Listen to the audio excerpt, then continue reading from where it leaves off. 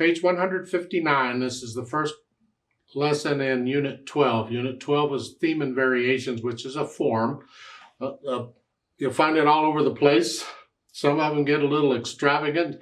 You have a theme or a main melody presented, and then they do variations on it. They improvise. It sounds like they're improvising, whatever. And sometimes the variations get so out there you can't tell what the theme was anymore. But, all right. Go talk to Brahms about that. But this video is on the scales and arpeggios because they're introducing you here to the scale of B-flat major. Or the key signature, I should say, of B-flat major and B-flat minor. B-flat major is two flats, a B-flat and an E-flat. I recommend you just learn the scale. They have it printed out for you, but I prefer to use the method I use in the videos. I have videos on scales and arpeggios. Yeah, use that.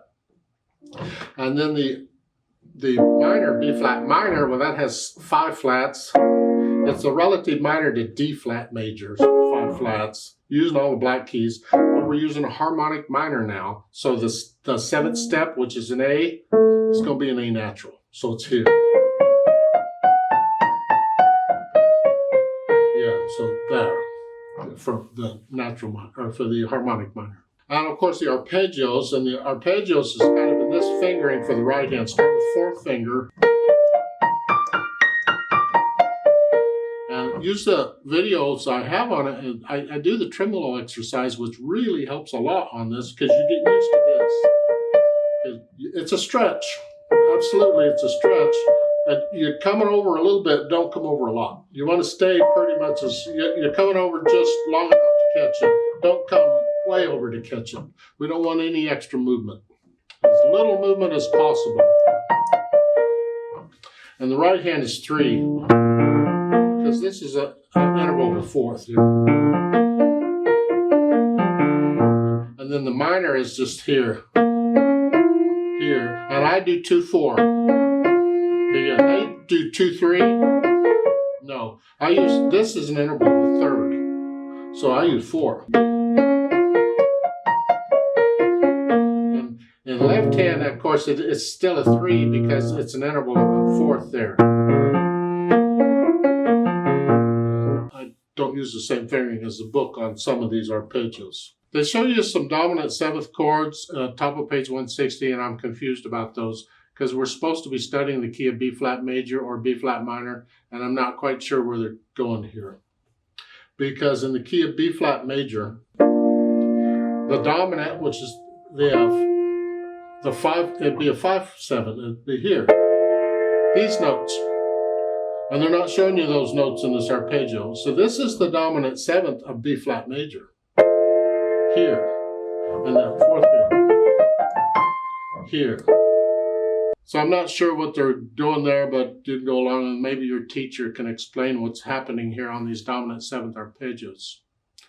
Thus, you're just taking any old dominant 7th arpeggio and here, play these. And in that case, you got, you're doing these. And F sharp 7, if you want to. Fine with me, I don't care. But the thumbs can play the white key. And then the other one is the B flat. And the 3 and 4 play the black keys. That is a B flat 7. And it is a dominant of the E flat. You're an E flat. I don't understand where you're getting these particular dominant 7th chords when you're studying B-flat major. Or I'm not putting something together. Your teacher can explain it. I'm lost. At the bottom of the page, again, we got notes. You're holding a note down and playing the others.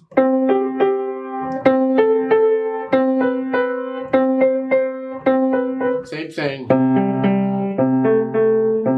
Yeah, whatever. And on top of page 161 is the same thing, but here. Yeah. And the left hand. It's good exercise. It gives you a chance to do multiple things in the same hand at the same time, and that's kind of important in piano playing. You need to be able to do that. At the bottom of the page, they're giving us, I don't know, chords, I guess. These patterns. You're going up the C major, in the key of C major.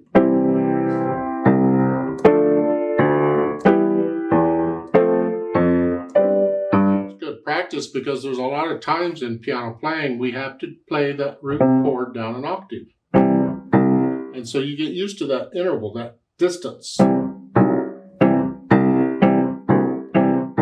practice, go slow. I'm bored, so I sped it up.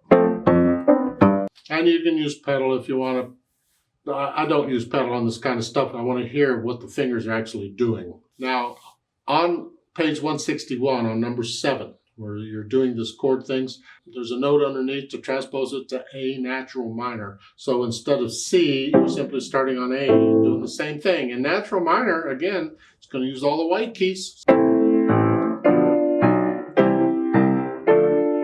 Okay, these white keys, natural minor. And then number 8, they want you to transpose that to natural minor. Here we're going down.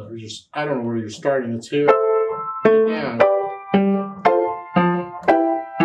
And it would help if you can get to where you can do that without really looking at the right hand.